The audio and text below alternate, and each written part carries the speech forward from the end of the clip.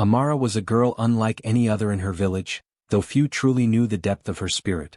She moved through the crowded streets with quiet grace, her heart so full of kindness that even the smallest creatures seemed drawn to her. Birds would perch near her shoulder, squirrels would watch from the branches, and the wind itself seemed to linger longer when she walked through the meadows. Her beauty was gentle, her intelligence keen, but it was her compassion that set her apart. Villagers admired her from afar, speaking in hushed tones of her radiant nature, yet they also feared the wrath of her stepmother, who had long envied the girl's gifts. The stepmother, a woman whose heart had grown bitter with greed and jealousy, viewed Amara not as a daughter, but as a rival and an inconvenience. Every smile the girl offered, every kind word she shared, fanned the flames of envy in the stepmother's chest. The girl's intelligence, her quick wit, and her natural charm only served to highlight the stepmother's own failings, reminding her of the fortune she had never earned and the beauty she could never claim. She paced the halls of the palace with restless malice, muttering about the girl whose very presence seemed to threaten her. Yet even under the shadow of the stepmother's resentment, Amara's spirit remained unbroken. She helped those in need quietly, mending torn clothes for younger children, offering water to travelers, and speaking words of encouragement to the elderly and weary. People whispered that her heart shone brighter than any jewel, that her hands seemed to bless the ground they touched.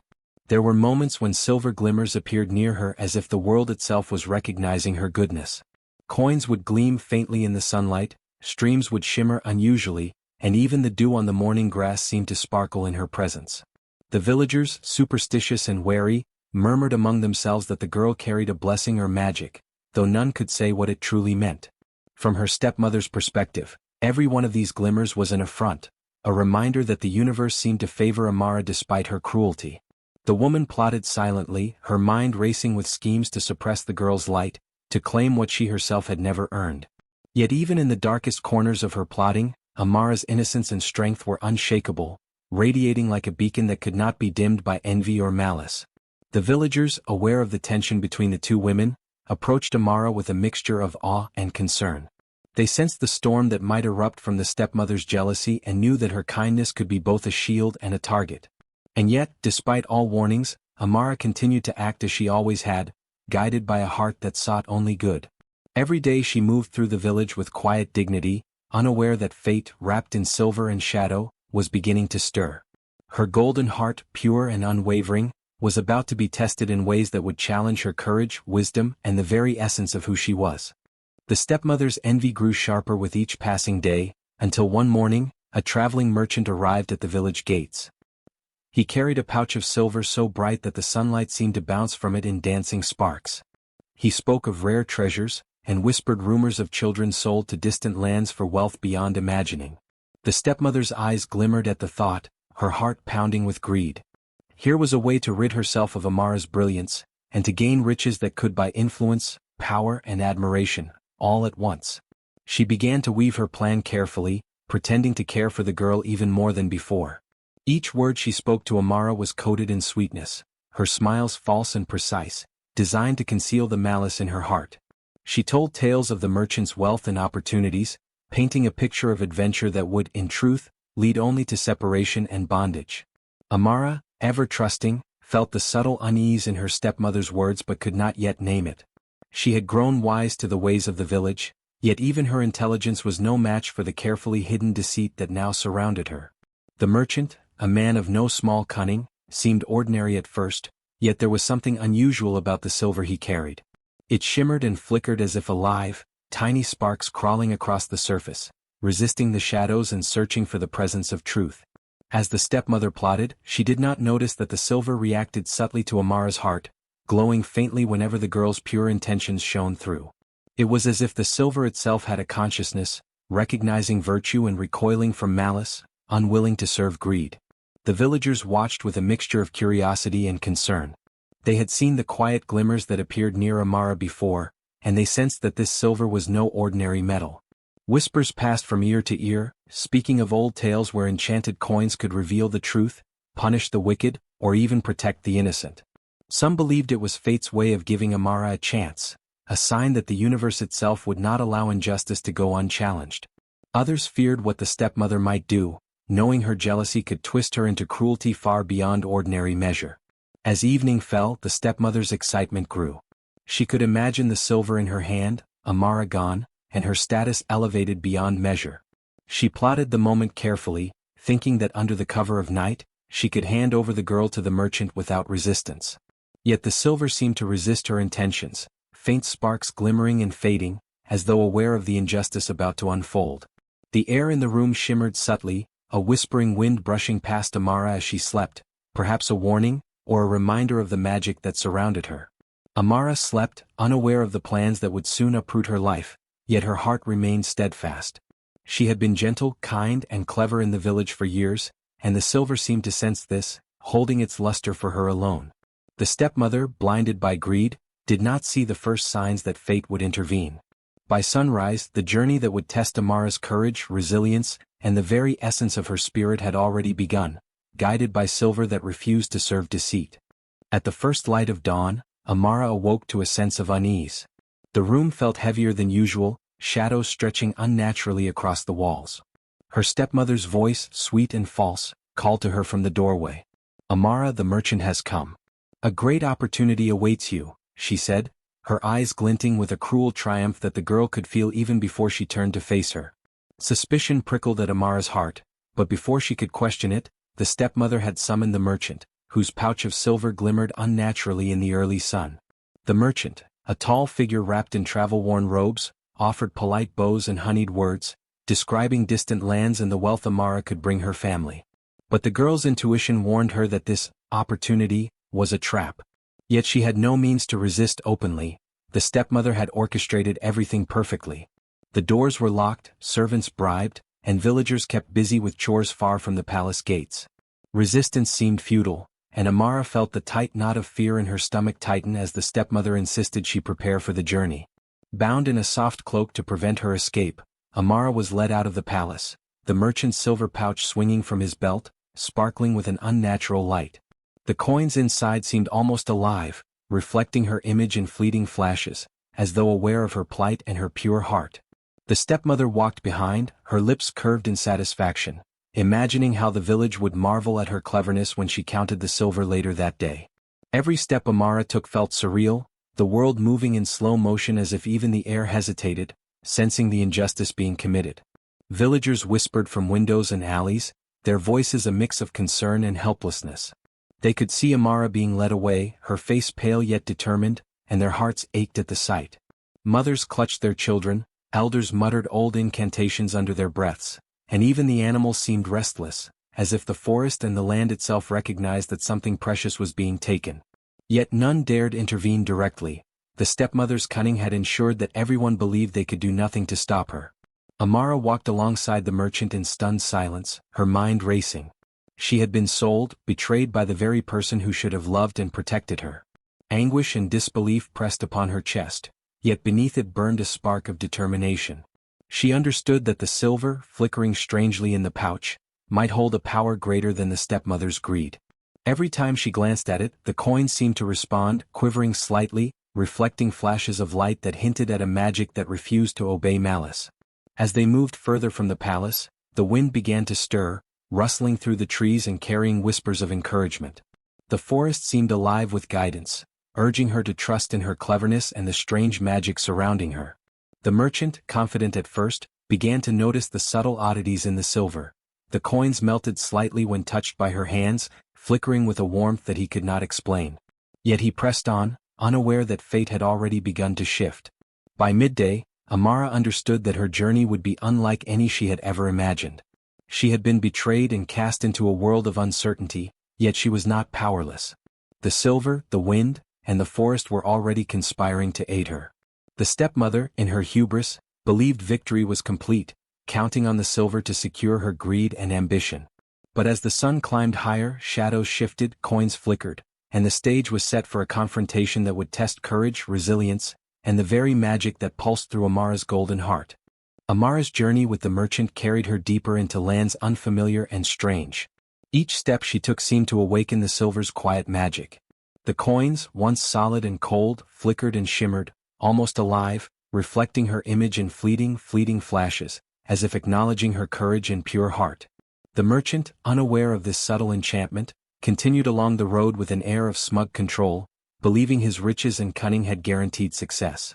Yet with every mile, Amara felt the wind grow restless, the trees leaning toward her path as if guiding her, whispering encouragement that only she could understand.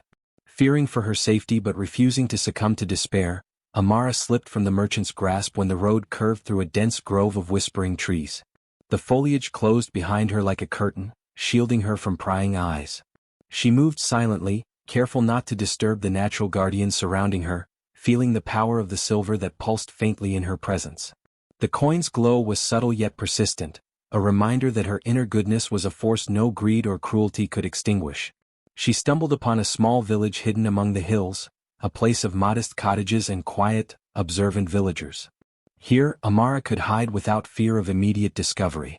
She took on a simple disguise, donning a shawl and keeping her hair drawn low, blending into the daily rhythm of life. The villagers, unaware of her true identity, welcomed her for her gentle nature, her eagerness to help with chores, and her kindness to the young and the old. Amara found solace among them, learning lessons in humility, resilience, and patience. Each act of service, each quiet word of encouragement, seemed to awaken the magic within the silver, reinforcing the bond between her spirit and the enchanted coins. At night, the wind carried whispers that seemed almost articulate, echoing through the small village and into Amara's ears. It was as if the forest itself had become a teacher, imparting wisdom through rustling leaves and the distant cries of nocturnal creatures. The silver in her pocket quivered as if responding to these lessons, reminding her that the power to overcome adversity lay not in anger or cunning alone, but in the enduring strength of a kind and resolute heart. She began to understand that her escape was only the beginning. To reclaim her rightful place and confront the stepmother, she would need strategy, courage, and the ability to inspire loyalty in others. Even in hiding, Amara never lost sight of the injustice she had suffered. Each evening, she looked at the silver, now glowing faintly in her palm, and made quiet promises, that the stepmother's greed would not triumph, that her integrity would remain unbroken, and that the truth would eventually be revealed.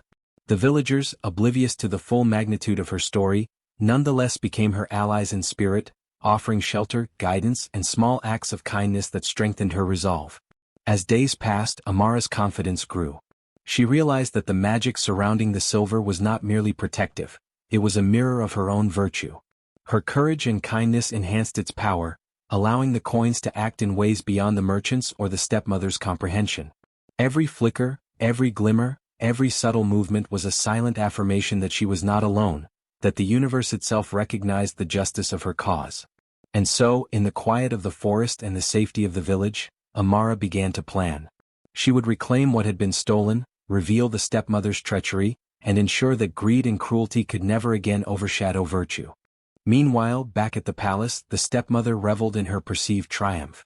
She counted the silver coins she had earned from selling Amara, her laughter echoing through the grand halls, sharp and hollow. Each coin reflected her smug satisfaction, and for a time, it seemed as though her greed had been rewarded. She wore her new power like a crown, striding through the palace with her shoulders squared, convinced that no one could challenge her. Courtiers bowed, servants whispered their obedience, and even the merchants who had arrived for trade gave her a wary respect. But the silver, enchanted by Amara's virtue, did not behave as ordinary coins. While it gleamed brilliantly in the stepmother's hand, it flickered and shifted whenever she attempted to boast about her wealth. The coins seemed uneasy as though they were alive, resisting the malice embedded in her heart. Subtle signs began to appear throughout the palace, gleams of light in empty hallways, reflections in mirrors that shifted unnaturally, and the softest of whispers that only the keenest ears could catch.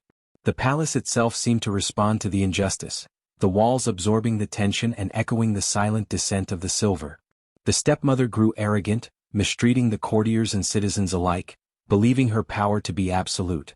She demanded obedience, punished minor mistakes harshly, and showed no mercy to those who dared question her authority.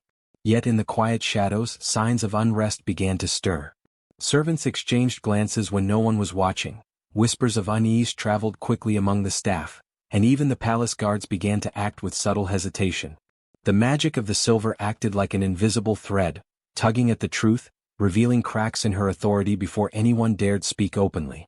Meanwhile, word of the stepmother's wealth and cruelty spread beyond the palace walls. Villagers who once feared her now whispered among themselves, sensing that fortune had come at a terrible cost. They spoke of the girl with the golden heart, Amara, whose kindness had once inspired hope in the village. Some remembered the flickers of silver that always seemed near her, the light that could not be stolen, and the whispers of the forest that carried her courage. They began to hope that Amara was not truly gone, that perhaps the magic of the silver and her own steadfast virtue would return to restore justice. Even as the stepmother celebrated, subtle disturbances continued to unfold. Silver coins would shift slightly on their own, appearing melted or reshaped when her back was turned. Mirrors in the palace reflected fleeting images of Amara's kind face instead of her own, as if mocking her cruelty. Shadows in the grand halls seemed to flicker like fire, tracing patterns of resistance, while the wind that slipped through open windows carried faint echoes of Amara's laughter, reminding the stepmother that the girl's spirit could not be contained. For all her hubris, the stepmother could not foresee that her own greed had begun to undermine her reign. She had believed herself clever, seeing only the silver as the key to her victory, yet she did not realize that the true power had never been in wealth or deception. It had been in Amara's heart all along. And as she strutted through the palace, counting coins and demanding respect, the magic of the silver, the whispers of the villagers, and the patient guidance of the forest all conspired quietly, waiting for the moment when virtue would rise again, unstoppable and radiant, to reclaim what was rightfully hers. Amara, now hidden in the safety of the village, knew that cleverness alone would not restore her stolen dignity or confront her stepmother's cruelty. She sought guidance from the village oracle, an elderly woman who lived in a small hut on the outskirts, surrounded by herbs, charms, and the lingering scent of ancient incense. The oracle, blind to sight yet sharp in perception, welcomed Amara with a knowing smile. She had heard whispers carried on the wind, glimpsed the glimmers of silver, and sensed the girl's pure spirit even before Amara spoke. The oracle listened as Amara recounted the events that had led to her betrayal, the stepmother's jealousy, the merchant's greed, and the theft of her freedom. The old woman nodded slowly, her fingers brushing over a silver amulet that glimmered faintly in the sunlight. "The silver will guide you," she said in a voice as soft as the rustling leaves, "but it is not the silver that decides justice. Only the heart that is steadfast and true can reclaim what has been taken. The mirror will recognize your virtue, and through it, the world will see the truth." Amara absorbed every word, understanding that the oracle's guidance was both a map and a challenge. The oracle handed her small tokens, charms fashioned from tree roots, a vial of sparkling water from the sacred stream, and a piece of silver that pulsed faintly with warmth. "These will aid you," the oracle whispered, "but remember your greatest weapons are patience, courage, and cleverness. Confrontation without wisdom will bring failure, for the stepmother thrives on deceit and fear." For several nights, the oracle taught Amara how to listen to the wind, interpret the movement of shadows, and notice the subtle reactions of the silver coins she carried. Each lesson strengthened her resolve, revealing the power of quiet observation, the importance of timing, and the subtle influence of virtue over malice. The wind, which had whispered faint encouragements before, now seemed almost tangible, carrying hints of the stepmother's weaknesses and the merchant's unreliability. The forest, too, revealed hidden paths, safe shelters, and secret vantage points from which Amara could plan her return without detection. Amara realized that her journey was as much about inner growth as external victory. Every act of kindness she performed among the villagers, every piece of wisdom she applied, amplified the magic of the silver coins. They responded to her integrity, glowing brighter and behaving in ways that no human could control, rejecting the corruption and greed that the stepmother sought to wield. Amara's spirit, intertwined with this subtle magic, became a force that prepared her not just to reclaim her place, but to reshape the palace and village in a way that honored justice, mercy, and truth. By the time she left the oracle's hut, Amara had transformed from a frightened, betrayed girl into a determined, resourceful young woman. The lessons of patience, courage, and cleverness were etched into her mind like the patterns of stars in the night sky.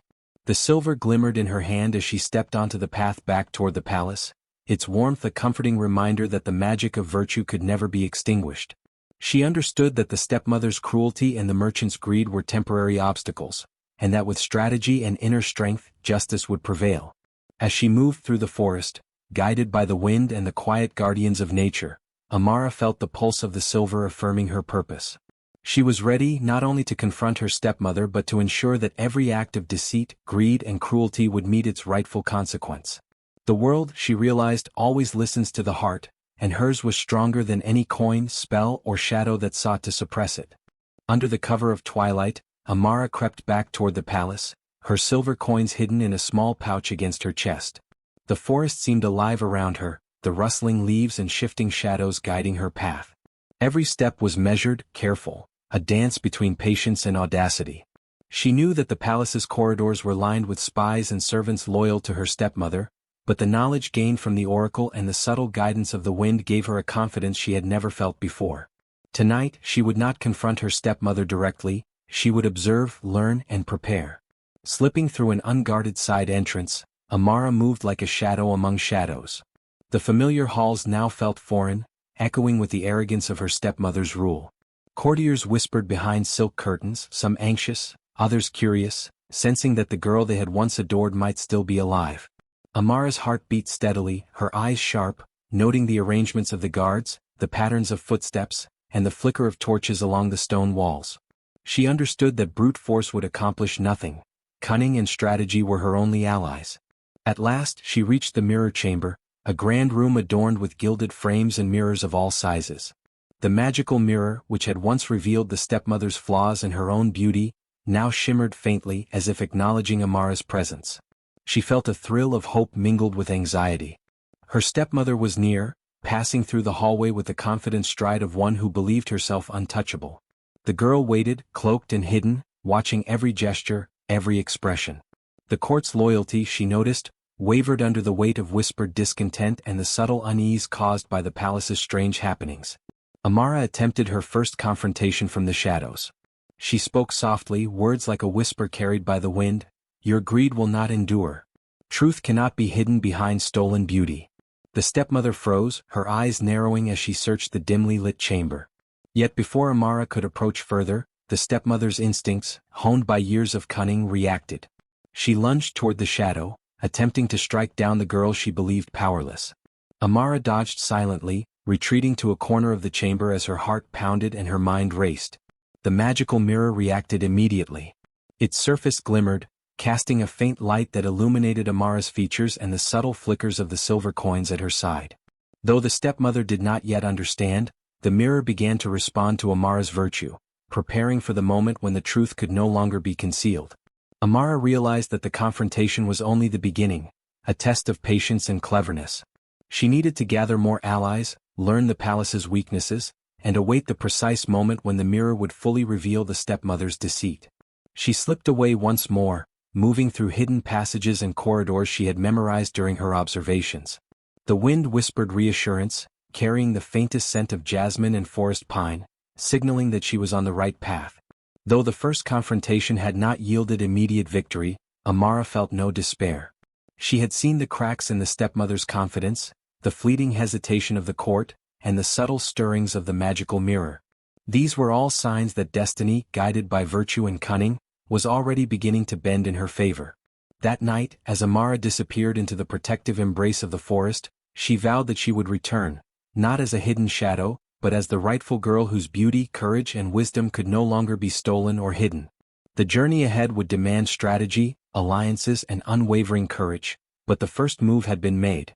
The palace had been observed, the stepmother's weaknesses noted, and the mirror's faint glow promised that the world's judgment would one day recognize the truth. Amara knew that she could not reclaim her face or her place in the palace alone.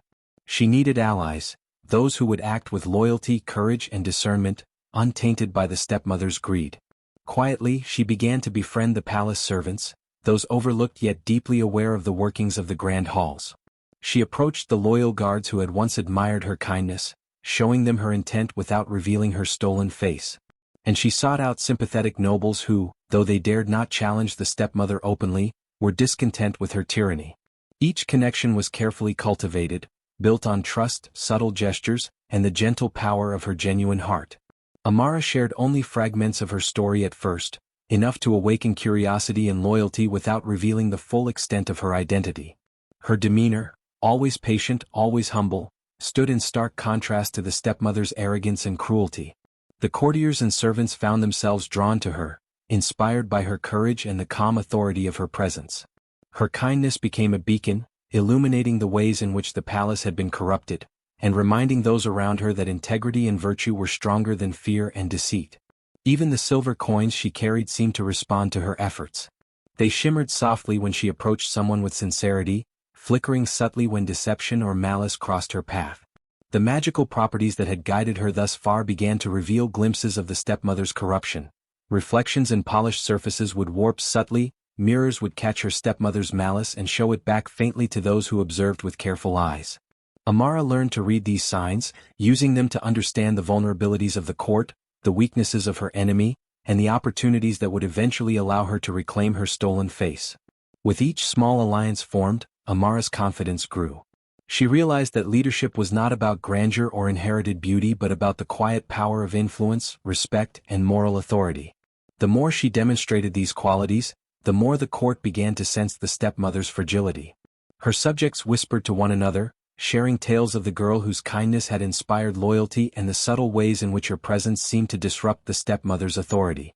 Even minor courtiers began to anticipate that the palace's tides might soon shift, guided by forces beyond mere ambition or wealth. Amara also discovered the importance of timing. Patience became as much a weapon as courage, for acting too early could reveal her presence and invite disaster. She practiced restraint, observing the stepmother's habits, noting the moments when guards were inattentive, when whispers of dissent spread among the staff, and when the magical mirror subtly responded to her presence. Each observation was a piece of a larger puzzle, a strategy that required calm intelligence and unwavering focus. The wind, ever her silent guide, whispered through corridors and chambers, brushing against her ears and carrying messages she could interpret only with concentration. It reminded her that she was not alone, that the forest, the magical silver, and even the palace itself were aware of her virtue. And though she moved unseen, her influence was spreading. Hearts were changing, loyalty shifting quietly in favor of what was right. She understood that the stepmother's beauty, her stolen power, and her coercion could not withstand the steady force of integrity, cleverness, and collective support. By the end of her secretive mission, Amara had created a web of loyal allies, ready to act when the moment was right. The court had begun to murmur, the palace shimmered with signs of unrest, and the magical mirror pulsed faintly in anticipation. Amara herself felt a surge of quiet strength, knowing that the path to reclaiming her face and her rightful place was no longer a solitary endeavor. She had built not just a plan but a network of hearts aligned with hers, each one ready to stand for truth, courage, and justice when the time came. The mirror's challenge came unexpectedly, not with threats or violence, but with a test of truth that stretched Amara's courage, wisdom, and compassion. One evening, under the cover of moonlight, she found herself standing before the great enchanted mirror, its surface rippling faintly as though alive. The reflection was not her own, but a series of illusions, shifting images of the palace, of the stepmother, and of countless scenarios where her choices could lead to triumph or disaster. The mirror's voice, gentle yet resolute, spoke, "Prove who you are not by your words but by the heart that guides them." Amara's first trial was an illusion of fear. She was transported in her mind to the moment she had been betrayed, reliving the theft of her face and the sale to the merchant. The emotions were overwhelming, anger, grief, and despair pressed upon her chest, threatening to overwhelm her clarity. Yet she remembered the lessons of the oracle, the whispers of the wind, and the guidance of the silver coins. Instead of succumbing to rage, she focused on the virtues she had nurtured, kindness, cleverness, patience, and stepped through the illusion unbroken, demonstrating that no deception could manipulate her inner truth. The second trial tested her wisdom. The mirror presented her with a vision of the palace, the stepmother ruling with absolute cruelty, and the court torn between fear and greed. Amara was asked to choose between an immediate, forceful confrontation and a careful, strategic approach. She understood that strength alone could not restore justice. She needed allies, timing, and foresight. She chose patience, acknowledging that the mirror sought not vengeance but clarity of judgment, and that a clever, measured plan would honor the virtues the mirror prized. Illusions of temptation followed, each more subtle than the last. The mirror showed her scenarios where she could reclaim her beauty and power instantly by sacrificing kindness, humility, or trust in others. At first, the visions were seductive, whispering that justice could be achieved through selfishness and deceit. Yet Amara, guided by the quiet wisdom she had cultivated in the village and through the oracle, rejected these shortcuts. Her choices illuminated the strength of her character, her integrity radiated even through the shifting illusions, and the mirror pulsed with a faint glow, acknowledging her unwavering virtue. Meanwhile, the stepmother, sensing something amiss, grew increasingly suspicious. She attempted to manipulate the mirror herself, seeking to affirm her own claim as queen by force and deception. But the magic was unyielding. It responded only to truth and the heart's intent. The illusions shifted, revealing the stepmother's malice, her greed, and the consequences of her cruelty. Courtiers noticed subtle anomalies. The mirror reflected slight distortions in her image, shadows that did not match her movements, and fleeting glimpses of Amara's presence that unsettled even the most loyal attendants. Whispers spread that the queen might not be who she seemed, as the mirror quietly prepared to declare judgment. Through each test, Amara's identity and spirit remained steadfast. She demonstrated that no mask, no theft, and no lie could override her inner truth. Her courage shone, her wisdom guided her steps, and her kindness influenced even those who had been deceived by appearances. The palace, the wind, and the magical silver seemed to acknowledge her efforts, aligning subtle forces in preparation for the final revelation. By the time the trials concluded, it was evident that the mirror's choice would favor Amara. Not because she demanded it, not because she sought vengeance, but because her heart had proven worthy. The illusions faded, the room fell silent, and a faint, steady glow emanated from the mirror, reflecting back the truth that could not be stolen. Amara's courage, integrity, and virtue were unshakable, ready to reclaim the justice that had been denied her. The day of reckoning arrived with the sun low in the sky, painting the palace in golden light that shimmered across the marble floors and gilded walls. Amara, cloaked in the shadows of her carefully chosen disguise, approached the great mirror for the final confrontation. The magical mirror, attuned to virtue and truth, pulsed faintly as she drew near, its surface rippling like water disturbed by a gentle breeze. She stepped into the chamber with steady resolve, her heart echoing with the lessons of the oracle, the whispers of the wind, and the quiet strength she had cultivated in the village. Tonight, she would reclaim not only her face but her rightful place in the world, a triumph of courage, wisdom, and kindness over deceit and greed. The stepmother, resplendent in the stolen beauty of Amara's visage, was present in the palace court, surrounded by the court's attendants and a small gathering of nobles who had remained loyal to her rule. She radiated confidence, the arrogance of someone who believed victory was absolute. Her eyes, however, betrayed a flicker of unease as the magical mirror, responding to forces beyond her comprehension, began to shimmer more intensely. It was as if the palace itself held its breath, sensing that a moment of truth, long delayed, was about to unfold. Amara approached the mirror, removing the small hood that had hidden her identity, revealing her eyes filled with calm determination. She spoke softly, letting her words carry the weight of years of patience and suffering. The heart of a true queen is not measured by beauty stolen, by gold amassed, or by fear imposed. It is measured by courage, integrity, and the willingness to act with wisdom and kindness. The mirror quivered, acknowledging her words, and the air in the chamber thickened with anticipation. The stepmother, sensing a disturbance, turned abruptly. She saw Amara standing there, calm and radiant, yet still cloaked in shadows of mystery. Fear flashed across her face, unaccustomed to being confronted by the very girl she had thought defeated. She raised her voice, demanding obedience, asserting her claim as the rightful queen. Yet the mirror responded not to her commands but to the truth, glowing with an ethereal light that bathed the room in a golden aura. The surface rippled and shimmered, casting reflections of the stepmother's cruelty, her greed, and her deceit for all to see. The courtiers gasped, some stepping back in awe, others whispering urgently, recognizing for the first time that the queen before them had deceived them. Amara stepped closer to the mirror, her gaze steady. The coins she had carried, now faintly glowing, reacted to her proximity, pulsing with warmth that spread through the room like sunlight chasing away shadows. The mirror's glow intensified, revealing not only her own radiant, unblemished face but also the truth of her heart, her patience, her kindness, her courage, and her wisdom.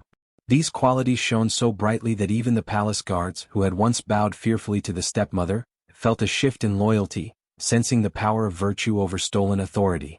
The stepmother recoiled as the mirror continued to reflect her true self. The beauty she had stolen from Amara now seemed hollow, her eyes cold and unworthy, her posture rigid and defensive. The illusions she had maintained for years crumbled, exposing the gap between her appearance and the reality of her character. Every deceit, every cruel act, every act of manipulation was laid bare. The court, once silent and obedient, now murmured with clarity, the truth undeniable. The magical mirror, a judge beyond mortal influence, declared its choice not in words but in revelation. The rightful queen stood before them, her face restored, her virtue shining brighter than any stolen beauty could hope to emulate. Amara reached out, placing a hand against the mirror's surface. A warm glow spread across her palm, and as the mirror pulsed in response, the stolen beauty and false authority of the stepmother dissipated like mist under the morning sun. The court fell silent, witnessing the undeniable truth. Amara was the rightful heir, chosen not for appearances, but for the strength, wisdom and compassion that defined her soul.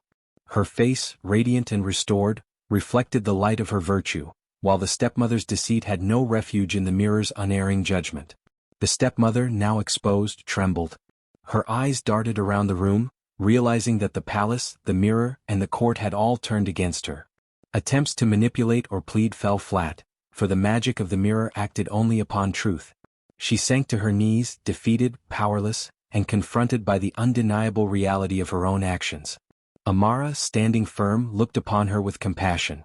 There was no malice in her gaze, only the quiet strength of someone who had endured betrayal yet chosen the path of wisdom and mercy. As the palace absorbed this revelation, the courtiers bowed to Amara, acknowledging her rightful place. The wind outside seemed to carry her name in whispers, the silver coins at her side glimmering in harmony with the mirror's light. The message was clear: true power is earned through virtue, integrity and courage, not through theft or cruelty. Amara's eyes, serene and unwavering, conveyed that her reign would honor fairness, justice and wisdom. The mirror, its purpose fulfilled, glowed one final time, reflecting Amara's face in brilliant clarity. The stepmother was left to confront the consequences of her greed, powerless to reverse the truth revealed. And for all who witnessed that moment, the lesson was indelible. Beauty and power taken by deceit cannot endure against the force of a pure and steadfast heart. The palace, once filled with the pomp and pretense of a false reign, now reverberated with a sense of justice restored. The stepmother, humbled and exposed, was brought before the court to face the consequences of her actions. Magical justice, intertwined with palace law, ensured that her punishment reflected both her cruelty and the courage she had attempted to suppress. Yet Amara, standing tall and composed, felt no desire for vengeance. She understood that true power was measured not by punishment inflicted, but by the mercy extended to those who had wronged her. The court watched in awe as Amara approached her stepmother. Her voice, calm yet resonant, carried across the chamber.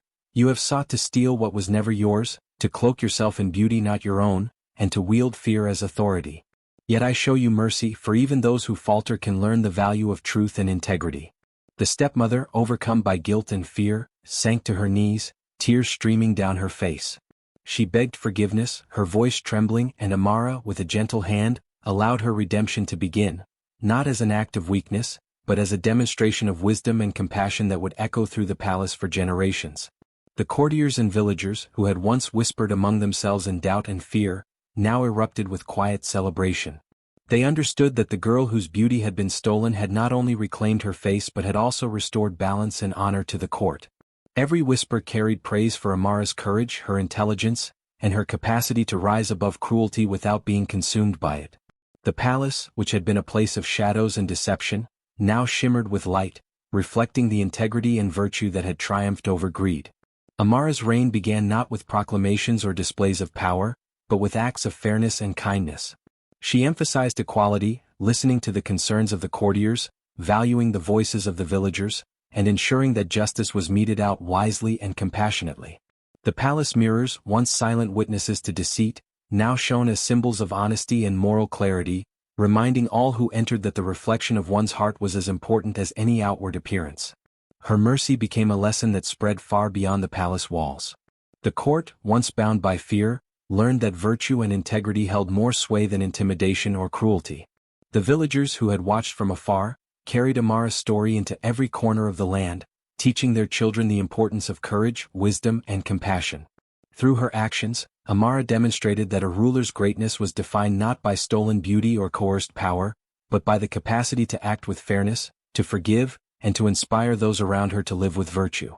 In that moment, the palace felt alive with a new energy, a harmony that had been absent under the stepmother's rule. Amara, the rightful queen, had not only reclaimed her identity but had also shown the world that justice tempered with mercy could transform hearts, fortify communities, and ensure that the true essence of leadership endured for generations to come. Years passed, and Amara's story became legend, whispered across villages and echoed in palace halls. Children grew up hearing the tale of the girl whose face had been stolen yet whose heart remained unyielding, a tale that taught them the value of courage, wisdom, and inner beauty. Mothers would recount her patience, fathers would speak of her cleverness, and elders would remind all that true leadership was never about vanity or appearances, but about the strength of one's character. The magical mirror, which had once revealed the stepmother's deceit and Amara's worth, remained in the palace, shimmering with quiet vigilance. It stood not merely as a reflection of faces, but as a guardian of virtue, ensuring that only those with pure hearts could wield true authority. Amara's reign was gentle but firm, a balance of compassion and justice that inspired loyalty rather than fear. She attended to the needs of the people, listening to their grievances and resolving disputes with fairness that left no doubt about her integrity. Her acts of kindness were not performative, they were rooted in the lessons learned during her time in hiding, in the guidance of the oracle, and in the subtle wisdom imparted by the wind and the silver coins that had aided her journey. Every decision she made reflected a deep understanding that leadership required both strength and empathy, courage tempered by wisdom. The palace, once a place of shadows and deception, transformed into a beacon of honesty and justice. Mirrors gleamed in every chamber, not just as tools of vanity, but as symbols of the values that Amara upheld. Servants, courtiers, and visitors alike understood that the reflections they saw were a reminder that deceit and cruelty would never hold sway over those who acted with integrity. Even those who had been wary or envious in the past came to admire her, learning that the heart's true measure could never be stolen or hidden. Outside the palace, the villages flourished under the example she set. Tales of Amara encouraged people to honor the quiet and the humble, to respect those who acted with kindness even when unseen, and to recognize that true worth was not always visible at first glance. Festivals were held in her honor, with stories and songs that celebrated the courage of a girl who had overcome betrayal and injustice through patience, cleverness, and mercy. Parents taught their children that a true queen, or any leader, was chosen not by beauty or wealth, but by the heart, and that the power of a virtuous spirit could change the course of a kingdom. Amara herself often stood before the magical mirror, now a symbol of her legacy. It reflected the strength she had cultivated, the justice she had restored, and the mercy she had shown. Though time passed and faces aged, the story of Amara endured, carried by those who understood that no mask, no theft, no cruelty could override the power of a true heart. The mirror and the palace bore witness to a reign defined not by fear, but by wisdom, integrity, and the enduring lesson that virtue ultimately prevails. And so, her story concluded not in sorrow or vengeance, but in the eternal light of justice, compassion, and the knowledge that the true queen is always chosen by the heart, not by appearances.